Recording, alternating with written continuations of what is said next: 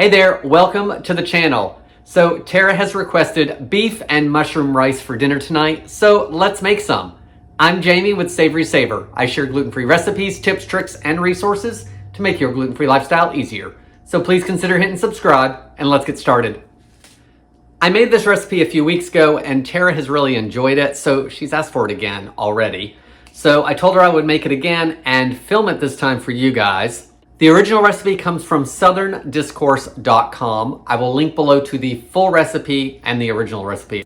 Because I'm making a few changes that works better for me, I'll explain those as I get to them. You shouldn't have any issues finding the ingredients for the recipe other than a gluten-free onion soup mix. Sometimes I can't always find stuff like that. Today I'm actually using this Walnut Creek version. We actually use this a lot to make dip out of it, just like your traditional, Lipton onion soup dip. We really like that old school version. So I'll use this instead of that. I looked for this online and I couldn't find it. So I will link to this below. This is a gluten-free Just 5 by McCormick. And I'll also link to a couple other options that look affordable down in the description. So check that out in case you can't find something near you. This is a 2-pan recipe. And if I remember correctly, I did 2 pans last time I made it. So you got an extra pan to wash, but it's so simple. Let's get started. Here are the 2 skillets. To this skillet, I have about a pound of ground beef. It's a pound and a quarter, I think. You could use anywhere from a pound to a pound and a half, I think. It is 80-20, so it's gonna start putting out the fat from there, so that's plenty of fat to cook the beef in. Once the beef has broken up some and it starts cooking, I'll add 1 small onion that I've chopped. And the original recipe doesn't call for this, but I'm also gonna add a half of a red bell pepper, and that's because I have it on hand and wanna use it up. If I had just a whole pepper, I probably would have done that. Once the beef is just about done, I'm gonna stir in a few cloves of finely chopped garlic, and I'll season it with salt and pepper along the way. If our beef finishes before this side, that's totally okay, because we're gonna combine everything at the end. For this pan, this is where I'm changing the recipe a little bit. I've got a couple tablespoons of butter in the pan and about a tablespoon or so of olive oil. Now I'm going to add my mushrooms. This is 24 ounces of sliced mushrooms. The last time I did the recipe, I actually only used a pound and it still came out fine. I'm going to cook the mushrooms down until they start browning because I don't want all the extra liquid from the mushrooms. So I'm going to cook it down before I add the rice and the remaining ingredients. This is probably going to take a good 5 minutes or so. I've got the stove on medium-high. I have this side on medium-high to cook the beef. So let's get this stuff done and keep moving forward.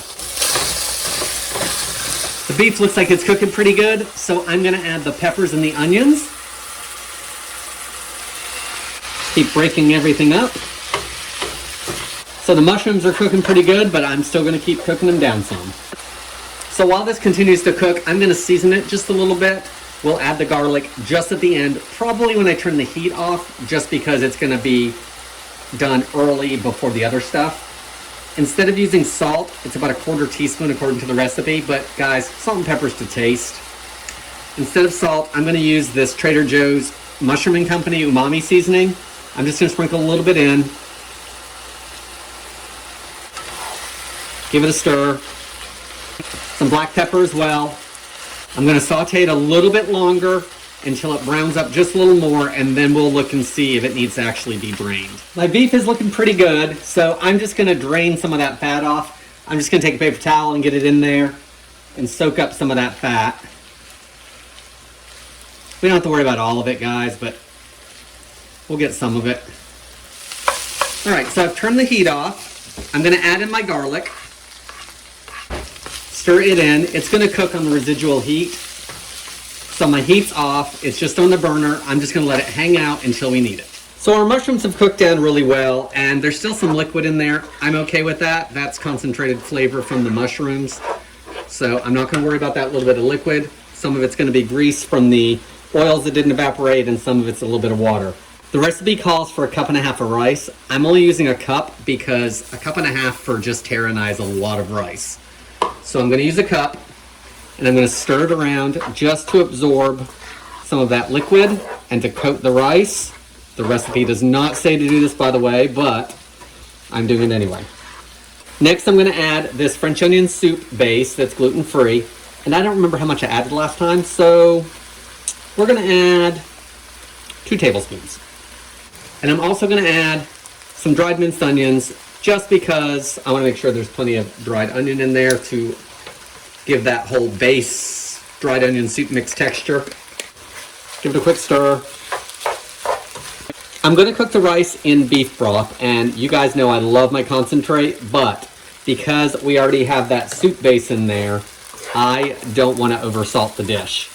So I'm actually using beef broth out of the carton, and this is less sodium. The recipe calls for 2 1/4 cup. Since I've got less rice, I probably need a little less broth, but I'm just going to try to go 2 cups to 2 1/2 cups because I'm not great at cooking rice, and I'd rather have too much water than not enough. So in goes the broth.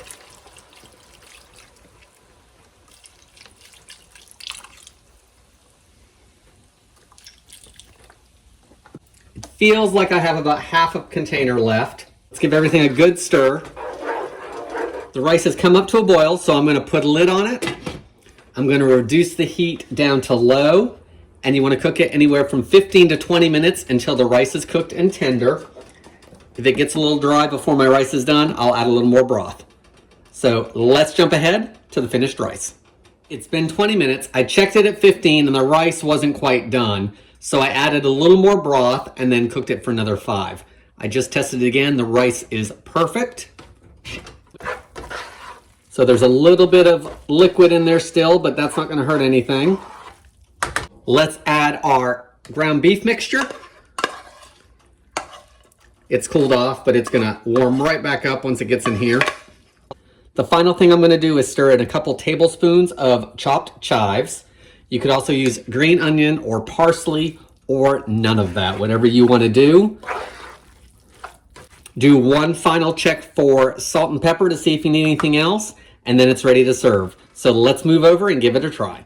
So let's give this a try. It is in a little bowl because we're having dinner in about an hour and a half, so I'm just going to try a little bit of it. You can see that that rice has picked up all of that mushroom color, so it's nice and dark. So it's not too salty. So watch the salt content in all those ingredients if you make this, because you can always add more salt later. So don't add much salt in its normal form because you're getting a lot of sodium from the other stuff. Just a little bit or none at all and see what works for you. It's beefy, it's mushroomy, umami-ish. I don't know if that's a word. I like the bell peppers that I did. Guys, I will link down below to gluten-free options for the French onion soup mix. I will probably list my ingredients in the description, but I will link below to the full recipe with the ingredients from that in case you want to actually follow the recipe. Guys, beef and mushroom rice. That's all I got for today, guys. I want to thank you guys so much for watching, and I hope to see you in the next video.